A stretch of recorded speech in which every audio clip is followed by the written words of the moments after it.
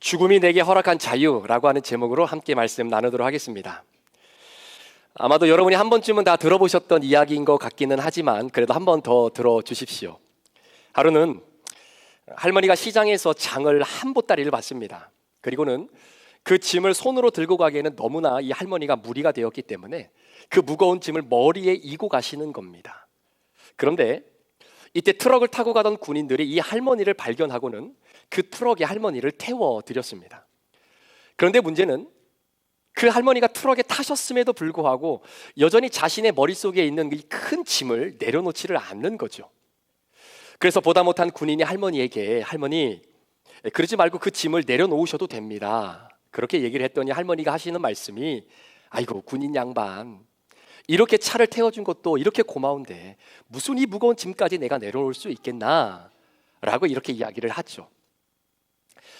저는 이 이야기를 가만히 생각해 보니까 우리 할머니의 이 모습이 저를 포함한 오늘날 많은 그리스도인들의 모습과도 너무나 일맥상통하다라는 생각이 들었습니다. 여러분, 우리는 구원받은 하나님의 자녀입니다.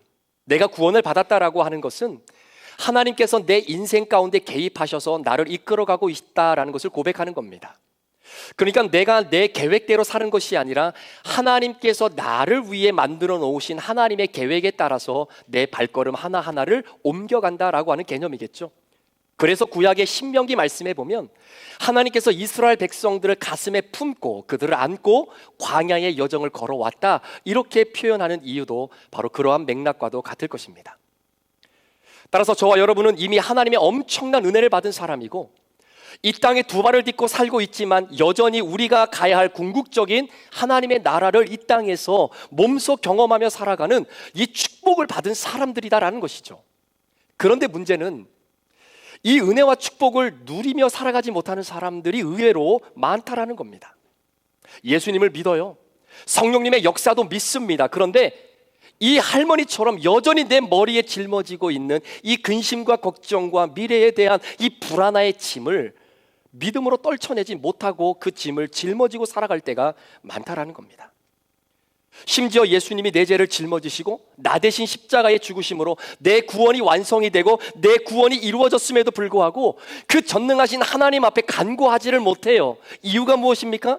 아유, 이런 죄인을, 나 같은 사람을 구원해 준 것만 해도 감사한데 무슨 염치가 있다고 하나님 앞에 뭘 또 구하고 바라겠는가? 이런 마음을 가지고 살아가는 그리스도인들이 너무나 많다라는 겁니다. 그래서 오늘 부활주의를 맞이하여 제가 여러분들께 이 메시지를 좀 전해드리고 싶어요. 사랑하는 성도 여러분, 정말 그리스도 예수 안에서 자유하시기를 축원합니다. 하나님께서 그리스도 예수를 통해서 여러분들에게 허락하신 그 자유를 여러분의 삶에서 누리시기를 축복합니다. 그런데 이 자유가 어떤 자유냐라는 거예요. 자, 이 질문을 이해하기 위해서는 동일하게 사도 바울이 썼던 로마서라고 하는 말씀에 등장하는 굉장히 중요한 비유 한 가지가 있습니다. 그 비유를 여러분들에게 잠시 설명해 드릴 건데 이걸 잘 이해하시면 아마 쉬울 거예요. 자, 로마서 7장 1절과 3절에 이런 비유입니다. 형제들아, 내가 법하는 자들에게 말하노니 너희는 그 법이 사람이 살 동안만 그를 주관하는 줄 알지 못하느냐. 남편이 있는 여인이 그 남편 생전에는 법으로 그에게 매인바 되나 만일 그 남편이 죽으면 남편의 법에서 벗어나느니라. 그러므로 만일 그 남편 생전에 다른 남자에게 가면 음녀라. 그러나 만일 남편이 죽으면 그 법에서 자유롭게 되나니 다른 남자에게 갈지라도 음녀가 되지 아니하느니라는 말씀입니다. 여러분, 이 말씀은 구원을 이해하는 데 굉장히 중요한 말씀인데요. 자, 이 말씀을 잘 이해하시면 죽음이라는 것이 무엇을 의미하는 것이고 그리고 십자가와 부활이 어떻게 연결이 되어지는 일을 여러분들이 명확하게 알 수 있을 것입니다. 한번 잘 들어보세요. 오늘 사도 바울이 말하고자 하는 핵심이 이런 겁니다. 여러분, 언약이라는 것이 있지 않습니까? 예를 들면 하나님과 내가 언약을 맺었습니다. 하나님과 맺은 그 언약은 이 세상에 그 누구도 끊어낼 수 없는 언약입니다. 쉽게 표현하면 하나님과 내가 딱 붙었다라는 이야기예요. 그러니까 서로 떼어낼 수 없는 거죠. 마치 창호지 두 장을 악교풀로 붙여놓은 것과 마찬가지입니다. 그런데 이 악교풀로 붙인 창호지를 다시 떼어내려가면 어떻게 되겠습니까? 둘 다 찢어지는 거예요. 한 번 악교풀로 붙인 창호지는 절대로 떼어낼 수 없습니다. 떼어내는 순간 둘 다 찢어지고 둘 다 죽는 거예요. 여러분, 이것이 언약입니다. 이처럼 하나님과 나 사이에 맺은 언약이 이렇게 강력한 언약이라는 거예요. 이 강력한 언약을 우리에게 조금 더 쉽게 설명하기 위해서 사도 바울이 로마서 7장 1절부터 3절까지 이 혼인과 결혼의 비유를 우리에게 말해주고 있는 겁니다. 여러분, 부부가요, 이렇게 살다 저렇게 살다 보면 정말로 본의 아니게 이혼이라는 것을 선택할 수밖에 없는 그 상황에 처할 때가 있습니다. 왠지 모르게 잘 이끌어 가겠다라고 했지만 우리의 삶의 형편이 그것이 맞아들어지지 않을 때 최종적으로 이혼이라는 것을 선택하게 되죠. 여러분, 이혼을 하면요, 아파요. 정말 아픕니다. 내가 상상할 수 없는 영혼의 손실이 우리 가운데 찾아오게 된다는 겁니다. 사람들은 말하기를 이혼하면 모든 게 다 정리가 되고 모두가 다 제자리로 돌아올 거라고 그렇게 생각을 하지만 물론 어느 한순간은 편할 수 있겠죠. 그러나 정말 내가 상상할 수 없었던 그 고난과 도전이 사실은 또 우리를 기다리고 있는 겁니다. 그래서 사람들이 때로는 재혼을 하기도 하죠. 그럼 재혼하면 다 해결이 됩니까? 아니, 그렇다고 재혼이 잘못됐다는 얘기가 아니에요. 우리가 누구를 만나서 새로운 삶을 출발하든지 간에 여러분, 이 결혼이라고 하는 이 제도는 하나님 안에서 거룩을 위한 연단의 과정이다라는 것을 제가 말씀드리고 싶은 겁니다. 자, 그런데 보세요. 사도 바울이 강조하고 있는 것은 뭐냐면 내 배우자가 살아있는데도 불구하고 다른 이성에게 마음을 품는 것 자체가 음란이다라고 이야기하고 그게 죄다라고 성경은 명확하게 이야기합니다. 그럴 수밖에 없는 것이 언약이라는 것이 아직 유효하기 때문입니다. 남편과 아내, 서로 언약으로 맺어진 이 두 사람이 죽지 않고 여전히 존재하고 있기 때문에 이 언약의 힘이 여전히 유효하다라는 이야기예요. 그런데 성경이 말하는 것은 이 언약을 합법적으로 종료시킬 수 있는 유일한 수단이 하나 있다라는 겁니다. 그것이 뭐냐면 죽음이라는 거예요. 그러니까 내 배우자가 죽고 난 후에는 내가 다른 이성에게 마음을 줘도 그것은 죄가 아니다라는 겁니다. 죽음이라는 것이 언약 관계 안에서 준비된 모든 법적 효력을 정지시키는 기능을 갖고 있다라는 거예요. 따라서 죽음이라고 하는 것은 이 세상에서 가장 완벽하다라고 말하는 그 언약을 깨버리고 끊어놓고 심지어 완전히 종료시켜버리는 합법적이면서도 신비한 힘을 가지고 있는 것이 죽음입니다. 제가 한국에서 사역할 때 저하고 라스트네임이 똑같은 여자 집사님 한 분이 계셨습니다. 근데 이분은 정말로 하나님이 뜻하는 대로 살고자 애를 쓰셨던 집사님이셨어요. 그런데 문제는 남편이 얼마나 이 여자 집사님을 못 살게 구는지 그 가정에 조용한 날이 없었습니다. 특별히 술만 들어갔다 하면 여자 집사님을 너무나 힘들게 하는 거예요. 때로는 아이들이 보는 앞에서 자신의 아내를 구타하는 것은 뭐 일숙이고요. 그러면 그 남편의 소나기에서 벗어나고자 벗은 발로 달려나와서 그 차디참 교회 마룻바닥에 엎드려서 하나님 앞에 자신의 억울함을 토로하는 겁니다. 그런 여러분, 이혼하고 싶은 생각이 어디 한두 번이겠어요? 그런데 진짜 남편을 죽이고 싶은 마음에 화가 치밀어 오르다가도 하나님 앞에 기도하다마다 마음속에 드는 생각이 그래, 이러면 안 되지. 우리 남편을 구원시켜줄 사람이 분명히 그때가 있을 텐데 내가 참아야지, 내가 죽어야지. 이 마음 하나로 그 고통의 시간을 견뎌오신 겁니다. 그러니까 눈물로 부르짖은 데가 그냥 조용히 기도할 때보다 훨씬 더 많았던 분이에요.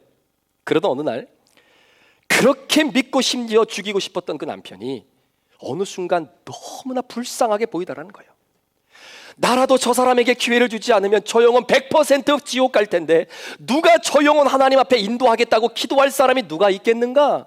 이 마음을 품기 시작하면서 그래, 내가 죽자. 예수님도 나를 위해 죽었는데 저 영혼 하나 구원하고자 내가 못 죽겠나? 이 마음을 가지고 다시 하나님 앞에 기도하기 시작했더니 하나님께서 그 집사님의 마음속에 이루 말할 수 없는 자유함과 평안함이 물밀듯 밀려오더라는 이야기입니다. 그러면서 이 집사님이 내가 환경을 벗어나는 것으로 내가 살려고 하지 않고 그 환경 안에 들어가서 내가 죽었다라고 생각하니까 오히려 내가 살더라는 이야기예요. 여러분, 이것이 부부에게 주어진 언약이라고 하는 힘입니다. 떼어낼 수 없는 힘. 그런데 이 결혼법보다 훨씬 더 지엄한 상위법이 있다라고 성경은 이야기하는데 그 법이 어떤 법이냐면 죄인으로 하여금 당신은 지옥 갑니다 라고 선언해 주는 율법이라는 것이 있다는 겁니다. 자, 이 율법은 어느 누구도 되돌릴 수가 없어요. 율법은 죄를 정죄합니다. 당신 죄 졌습니까? 100% 지옥입니다. 한 번만 봐주세요. 한 번만 봐주세요. 이런 게 율법 안에서는 통용되지 않습니다. 따라서 율법 아래에 있는 사람은 죄를 지으면 지옥으로 끌려가는 그 일밖에 없는 거예요. 그러니 그 율법 안에서 그 죄의 정죄함을 받으며 지옥으로 끌려가고 있는 내가 그 율법에서 어떻게 벗어날 수 있겠습니까? 없어요. 없다고요. 그런데 사도 바울이 로마서에서 강조하고 있는 것이 뭐냐면 이 벗어날 수 없을 것만 같은 율법의 권세에서 벗어날 수 있는 방법이 있다라는 겁니다. 그게 뭐냐면 죽음뿐이라는 거예요. 죽음뿐이라는 겁니다. 율법은 죽은 자에 대해서는 효력을 발휘하지 못합니다. 죽은 자는 율법이 건드리지 않아요. 죽은 자는 율법이 정죄하지 않습니다. 보세요. 현행법상으로도요, 피의자가 수사 중에 또는 재판 중에 이런저런 이유 때문에 사망하게 되면 그 순간 그 사건은 공소권 없음이라고 선고하고 그 사건은 마무리가 됩니다. 그러니까 법은 죽은 자에 대해서 효력을 발휘하지 못해요. 죽은 피해자에게 대하여 법이 너 왜 잘못했냐, 왜 그랬냐, 왜 이런 죄를 저질렀냐, 이렇게 법이 말할 수 없다라는 겁니다. 마찬가지로 율법도 이와 똑같다라는 거예요. 우리가 신앙생활하는 이유가 뭐냐면요, 살려고 신앙생활을 하는 거 아니겠습니까? 아니, 우리가 죽을 거면 뭐하러 신앙생활을 하겠습니까? 그런데 들어보세요. 죄인이라는 정죄함에서 내가 벗어나려고 하면 그것은 죽는 방법 외에는 없습니다. 그렇다면 나를 지키고 율법에서 벗어날 수 있는 방법이 무엇이 있겠는가라는 거예요. 나를 지키고 그 율법에서 내가 벗어날 수 있는 방법. 여기서 중요한 원리 하나를 이야기하는데, 제가 지난주 우리 고난주간 특별 새벽 기도회 목요일 새벽에 함께 성도들과 나누었을 때에 이 전가의 원리라는 교리를 잠시 설명을 드렸습니다. The principle of imputation. 자, 이 전가의 원리라는 것이 뭐냐면요, 내가 예수님과 연결되어 있다면, 구원받은 하나님의 자녀라고 한다면 예수님의 가장 좋은 것들이 연결되어 있는 나에게 그대로 전달되는 겁니다. 반대로 내 안에 있는 거짓과 탐욕과 음란과 미움과 시기와 질투, 나쁜 것들이 예수님에게 그대로 전달이 되어지는 것, 이것이 전가의 원리라는 거예요.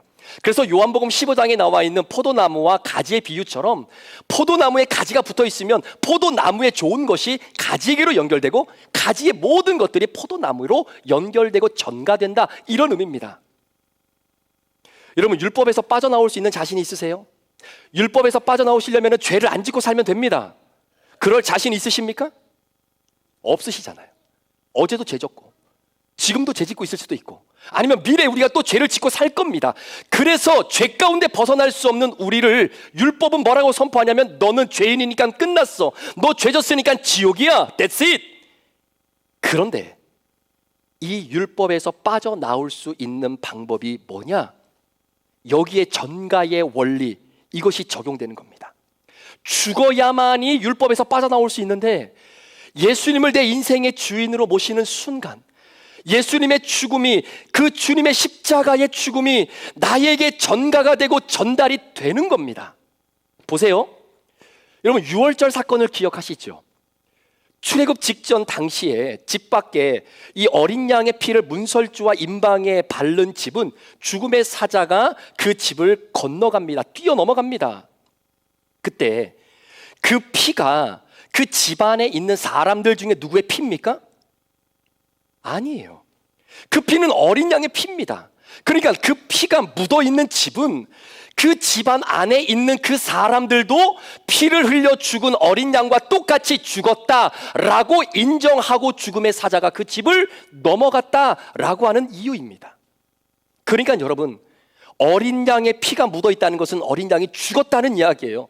어린 양이 죽었다라고 하는 그 의미는 이 집안에 있는 모든 사람들도 그 어린 양의 죽음처럼 이들도 죽었다라고 하는 그 죽음이 전달되어졌기 때문에 죽음의 사자가 그 집을 넘어가 버린 겁니다. 그래서 살게 되는 거예요. 마찬가지입니다. 예수님이 십자가에서 죽으신 그 죽음이 율법 아래에서 오늘도 정죄함을 받고 살아가던 나에게 그 주님의 죽음이 내 죽음과 연결이 되는 겁니다. 따라서 예수님의 죽음이 나의 죽음이 되었기 때문에, 예수님이 죽었기 때문에 내가 죽었습니다. 그러니까 죽은 나를 율법이 건들지 못하는 거예요. 율법이 죽은 자에게는 아무런 효력을 발휘하지 못하는 겁니다. 시비를 걸지 못하는 겁니다. 조롱하거나 정죄하지 못하는 겁니다. 왜요? 예수님의 죽음이 그대로 나에게 전달되고 전가되었기 때문에 율법은 예수의 죽음이 너의 죽음이고 그래서 너도 죽었구나 라고 율법이 판단하기 때문에 율법이 죽은 여러분들을 정죄하지 못한다라는 겁니다. 그래서 사도 바울이 로마서 8장 1절에 이렇게 고백하는 거예요. 그러므로 이제 그리스도 예수 안에 있는 자에게는 결코 정죄함이 없나니 이는 그리스도 예수 안에 있는 생명의 성령의 법이 죄와 사망의 법에서 너를 해방하였다라고 선포하고 있는 것입니다. 따라서 예수님의 33년의 공생에는요, 철저히 저와 여러분에게 무엇을 전가해 줄까 선물을 준비하셨던 기간이 33년이에요. 그 선물 가운데 최고의 선물이 뭔지 아십니까? 예수 그리스도 당신의 죽음인 거예요. 그 죽음을 우리에게 선물로 주시기 위해 33년의 공생애를 마무리하셨던 주님, 그래서 우리 예수님이 누구도 지기 싫어했던 그 십자가를 바라보면서 한 발짝도 물러서지 않으시고 십자가를 당당히 치셨습니다. 뿐만 아니라 고통 가운데 그 십자가를 내팽겨치고 내려올 수 있는 능력이 있었음에도 불구하고 우리 예수님 끝까지 그 고통을 감내하시면서 완전히 죽으셨어요. 이유가 뭔지 아십니까? 그래야 그 죽음을 우리에게 선물로 주실 수 있기 때문인 겁니다.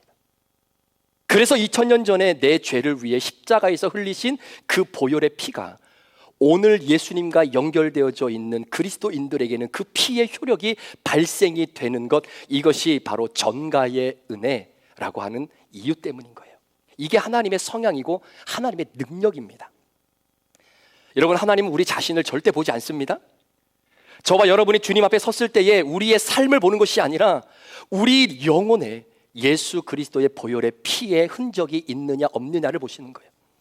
따라서 우리는 여전히 살아있으나 우리 영혼에 발라져 있는 예수 그리스도의 피를 보고 율법은 우리가 죽은 사람이다 이렇게 말하는 겁니다. 그러니 예수의 죽음이 우리의 죽음이 되었고 우리의 죽음은 결국은 예수의 죽음과 연결되어져 있기 때문에 죽은 우리를 향해 율법이 말할 수 없는 거예요. 그래서 율법이 우리를 정죄하고 우리를 조롱하려고 할 때 이 사람 예수의 피가 묻어 있네? 이 사람 죽은 사람이네? 예수가 죽었으니 이 사람도 죽었구나. 사건 종료, 공소권 없음, 끝. 이 진리가 여러분 믿어지시기를 주의 이름으로 축원합니다.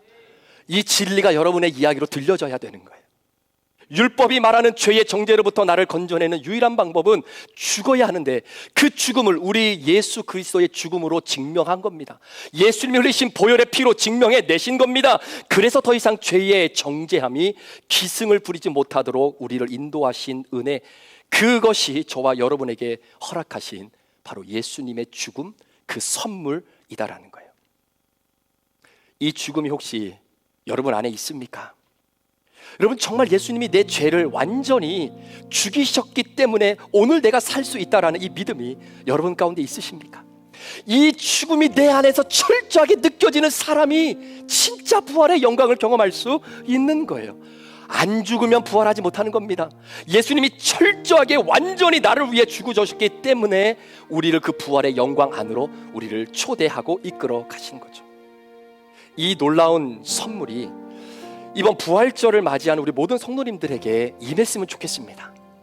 우리가 수십 년 동안 신앙생활을 했지만 여전히 예수님의 죽음이 나의 죽음과 연결되었고 내가 죽은 것을 율법이 정죄하지 못하기에 오늘도 그리스도 예수 안에서 누릴 수 있는 이 자유함을 마음껏 여러분의 삶 가운데 누리며 살아갈 수 있는 저와 여러분 되기를 소망하고, 예수님의 부활의 능력이 오늘도 우리에게 이 자유를 주셨으니 그 자유의 능력을 가지고 이번 한 주간도 주님의 부활을 마음껏 드러내고 찬양하며 살아갈 수 있는 저와 여러분들의 삶이 되는 복된 한 주간의 삶이 되기를 주의 이름으로 축복합니다. 기도하시겠습니다.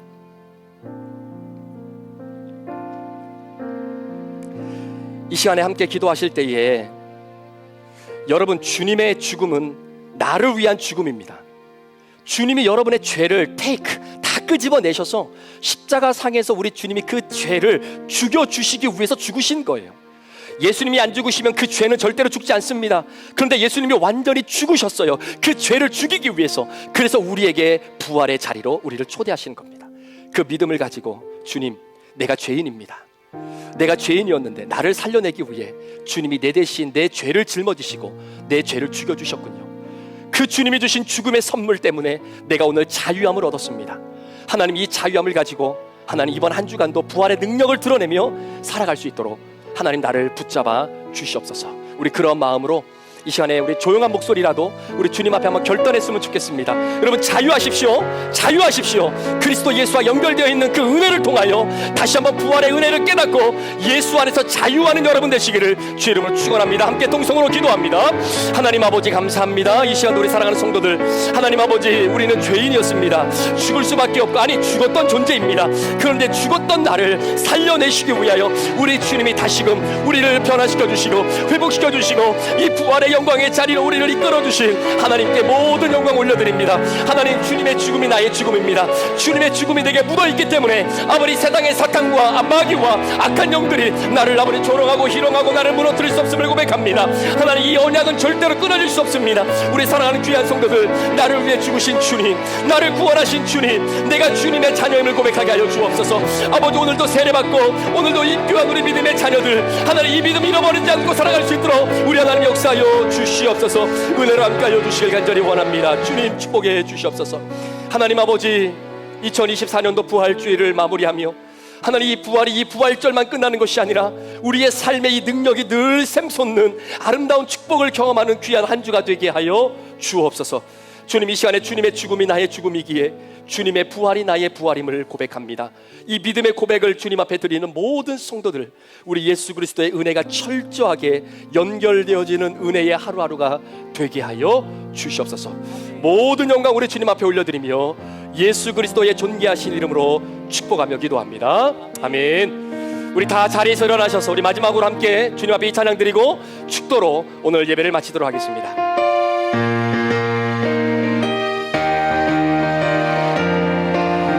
무덤에 머물러 예수 내 구주, 무덤에 머물러 예수 내 구주, 새벽 기다렸네 예수 내 주. 원수를 다 이기고 무덤에서 살아나셨네.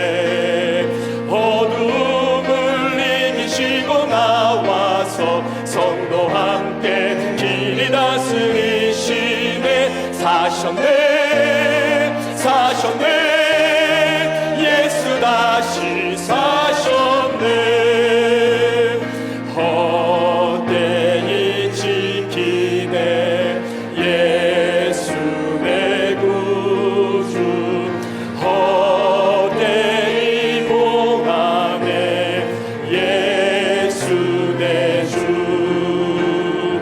원수를 다 이기고 무덤에서 살아나셨네. 아멘. 어둠을 이기시고 나와서 성도 함께 길이 다스리시네.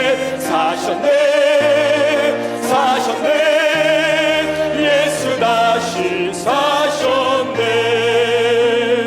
거기 못 가두네 예수 내 구주. 우리를 살리네 예수 내 주. 원수를 다 이기고 무덤에서 살아나셨네.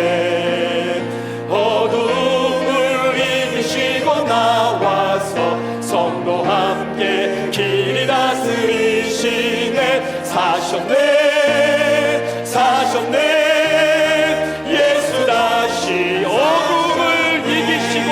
아멘. 어둠을 다 이기고 무덤에서 살아나셨네.